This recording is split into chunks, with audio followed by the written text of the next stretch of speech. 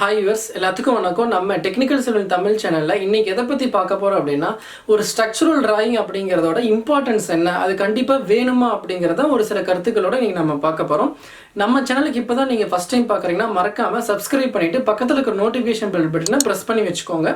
அப்பதான் உங்களுக்கு அப்டேட்ஸ் உடனுக்குடன் கிடைக்கும். வாங்க நம்ம இன்னைக்கு வீடியோக்குள்ள போலாம்.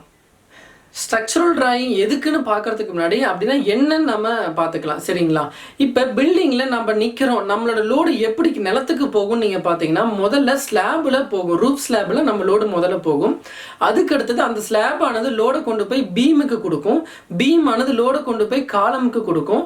அதாவது பில்லருக்கு கொடுக்கும். பில்லர் ஆனது அந்த லோட கொண்டு போய் கீழே மண்ணுல கொடுத்துரும். சரிங்களா? இப்படிதான் லோட் ஆனது நம்ம நிக்கிறோம். டேபிள், கட்டல், சேர் எல்லாத்தோட லோடும் இப்படிதான் நமக்கு கீழே நிலத்து பகுதிக்கு போகுது. சரிங்களா? சோ என்டையரான ஸ்ட்ரக்சர் பார்க்கும்போது இந்த 4 விஷயம் மட்டும்தான் ரொம்ப ரொம்ப முக்கியமா இருக்கு. இது ஸ்லாப், பீம், காலம், கடைசியா ஃபூட்டிங். இந்த 4 விஷயம் தான் லோட வந்து கடத்தி கொண்டு போய் நிலப்பகுதிக்கு கொடுக்குது.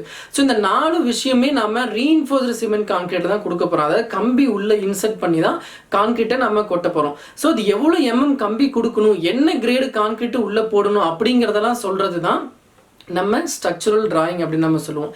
இது எதுக்கு அப்படின்னு பார்த்தீங்கன்னா, இப்போ இந்த டிராயிங் கையில் இல்லாமல் தோராயமாக 4 16 mm போடுங்க, 2 12 mm போடுங்க அப்படின்னு சொல்றது கண்டிப்பாக ஒரு சிறந்த ஒரு அட்வைஸாக இருக்காது. ஏன்னா அனுபவத்தில் நம்ம சொன்னாலுமே கூட திடீர்னு ஸ்ட்ரக்சர் கொலாப்ஸ் ஆகிறதுக்கு வாய்ப்புகள் நிறையா இருக்குது. ஸோ அது எதுவுமே ஆகக்கூடாதுன்னா ஒரு ப்ராப்பரான இன்ஜினியர்கிட்ட போய் உங்களுடைய பிளானை கொடுத்து இதில் நாங்கள் இவ்வளோ பேர் தான் இருக்க போகிறோம், ஃபியூச்சரில் 50 30 வருஷம் 20 வருஷம் கழிச்சு இந்த மாதிரி தான் நாங்கள் மேலே ஃப்ளோர்ஸ் ஏற்ற போகிறோம். ஸோ அதுக்கு தகுந்த மாதிரி எனக்கு ஒரு ஸ்ட்ரக்சரல் டிராயிங்கை போட்டு கொடுங்கன்னு நம்ம சொல்லுவோம்.